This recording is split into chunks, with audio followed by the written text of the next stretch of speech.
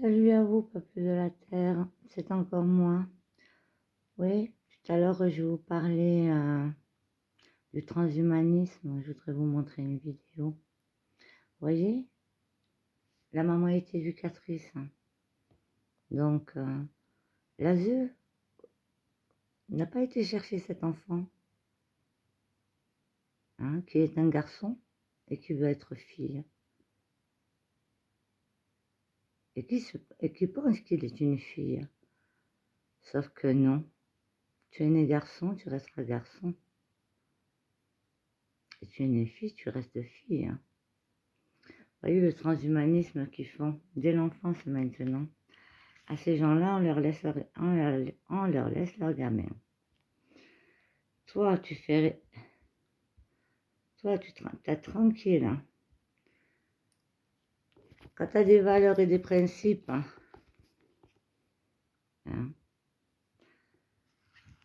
on vient te voler tes gosses. Et par contre, quand c'est des gens comme ça, quand vous faites le haram avec eux, c'est le système anti-religieux, vous voyez. Quand tu fais le haram, ce qui est interdit par Allah, eh bien, il laisse faire. Et quand c'est autorisé par Allah, ce que Allah, je vais le dire plutôt correctement. Nabi Rasulallah Muhammad sallallahu alayhi wa sallam a dit dans l'un de ses hadiths. Oui, je me permets moi de dire les hadiths parce que je sais ceux qui sont vrais et ceux qui sont faux. Donc voilà. Alors, il a dit, lors de la fin des temps, ils interdiront ce que Allah autorise et ils autoriseront ce que Allah interdit. Alors, vous voyez, c'est une société comme ça que vous voulez? Un enfant? Vous savez quoi, un enfant? Ça reste un enfant. Donc, à cet âge-là, ils n'ont pas à faire des choix comme ça. Donc, voilà. Ça, c'est le projet des sionistes franc-maçonnistes, ces sectes-là, et grands orientistes, enfin bref, peu importe. C'est ce qu'ils font, regarder. Avec vous, un témoignage fort, celui de Lily. Lily, elle a 8 ans et il y a 6 mois, elle était encore considérée comme un garçon. Lily vient nous parler avec sa mère qui s'appelle Christelle. Et voici.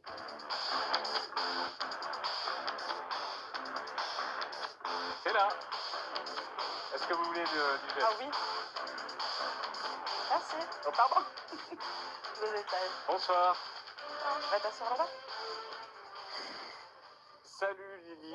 Bonsoir Christelle, bienvenue sur le plateau de Quotidien. Je crois que vous regardez l'émission, donc vous connaissez un peu l'équipe. Et voilà, bonjour. Christelle, vous avez 42 ans, vous êtes éducatrice. Et Lily, je peux te tutoyer? On s'est tutoyé dans la loge. D'abord, merci pour les bonbons. Lily, tu as 8 ans. Tu viens d'où? Je viens d'Aubignan. Et pourtant, tu n'as pas l'accent. C'est dans le Vaucluse, c'est ça? C'est à côté d'Avignon? Oui. C'est ça? C'est bien ça? C'est bien. C'est vers Carpentras. Oui. Lily, tu t'appelles Lily et tu as choisi ce prénom. Pourquoi Lily? Je sais pas. C'est venu comme ça? C'est venu tout seul? Il n'y a pas eu, je sais pas, un dessin animé ou un truc comme ça? Non, il y a une copine qui s'appelait Lily dans son école et je pensais que c'était ça, mais elle m'a dit non, que ça datait d'avant, donc je pense que depuis la maternelle, elle s'auto-baptise Lily en fait. Alors, tu es né garçon, tu t'appelais Peut-être comme ça? C'est le nom de code. On ne prononce plus ce nom. À quel moment tu as senti que tu étais Lily? À 3 ans. À 3 ans? Et comment ça s'est manifesté? 3 ans? Je l'ai dit à 8 ans. Ouais. Et je le ressentais à 3 ans. Et t'étais pas bien? Comment et vous pouvez me répondre aussi, Christelle, qu'est-ce que tu ressentais? J'étais pas bien dans mon corps. Et je me disais à maman des idées suicidaires, tellement que j'étais pas bien dans mon corps. Et un soir, j'ai dit à maman, je suis une fille. Et là, elle a... Ouais, c'était un peu ça, c'était vraiment... C'est ça. C'était un énorme soulagement pour nous. Racontez-nous ce soir-là. Alors ce soir-là, Lily allait très mal, comme tous les soirs depuis plusieurs semaines. Et je ne sais pas pourquoi ce soir-là, ça a été plus dur que les autres. Je suis restée un peu plus longtemps, on a discuté plus. C'était le soir, c'était avant d'aller au lit. Oui, c'est le petit moment, vous savez, des mamans avec leurs enfants ou leur papa, les papas avec les enfants le soir, juste avant de se coucher, le bisou du soir, quoi. Et pour nous, c'est quelque chose qui est important à la maison. On fait 10 minutes avec chacun, donc ça nous prend une demi-heure de coucher. Et avec Lydie, ça a duré une demi-heure, une heure à chaque fois, cette période-là, parce qu'on sentait qu'elle avait vraiment besoin d'exprimer des choses, mais on ne savait pas lesquelles. En tout cas, vous en doutiez quand elle vous l'a annoncé Pas ou du tout. Pas du tout. Non, nous, on s'en doutait pas du tout, même si on avait toujours constaté que c'était une enfant extrêmement différente, très affirmée dans ses choix, et vestimentaires, et de comportement, et de sélection des gens, et d'impertinence naturelle, on va dire. Mais toujours très intelligente. Oui, elle a l'air d'avoir un sacré... T'as l'air d'avoir un sacré caractère quand même, Lily. Je t'ai vu tout à l'heure, t'as l'air d'avoir un sacré caractère. C'est un compliment, chef. Ça, c'est un compliment, hein.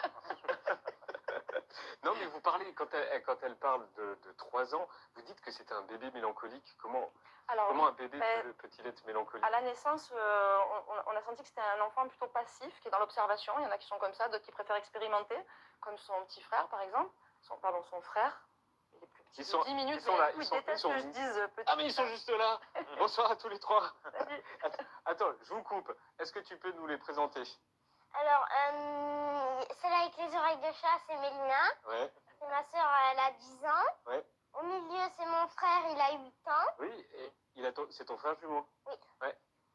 Et à droite, c'est qui? C'est mon papa. Eh oui. Il s'appelle comment? Guillaume. Ok, Guillaume. Ok, bienvenue à tous les 3. Donc je vous ai coupé. Donc voilà, ce bébé était un petit peu dans l'observation plus que dans l'action. Et puis, il y avait des moments, pas d'absence, mais de grosses rêveries profondes. Voilà, on l'appelait notre petit poète. C'est notre bébé tout doux, dans l'observation, toujours une espèce de petite tristesse dans ses yeux. C'était déstabilisant. Et t'en avais parlé à personne d'autre? Non.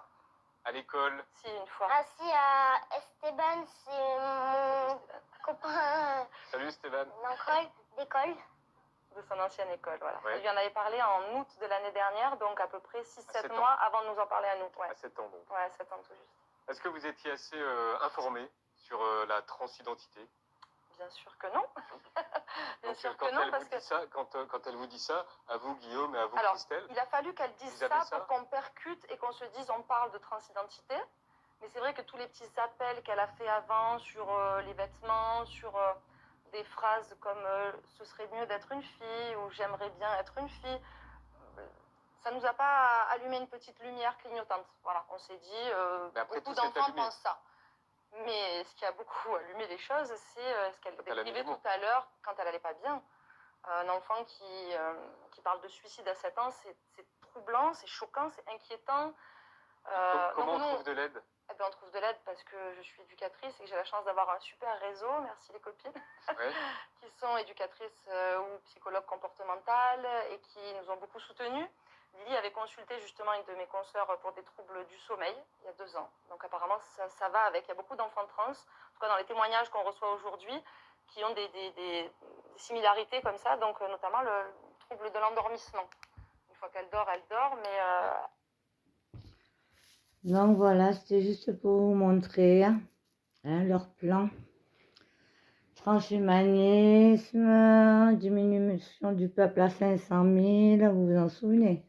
Vous savez qu'à voir Pierre de Stonehenge en Amérique, avec le peuple, on a réussi à déjouer leur complot. Ils ont détruit les pierres après, comme on les a pris en flag. Donc voilà ce qu'ils apprennent aux gamins aujourd'hui. T'as des drag queens qui vont aller dans les écoles pour leur raconter des histoires. Mais moi je vous dis, vous n'êtes que des abrutis, quoi. Hein? Non mais franchement, t'es adulte, tu fais ce que tu veux, c'est ton problème. Hein? Tu peux faire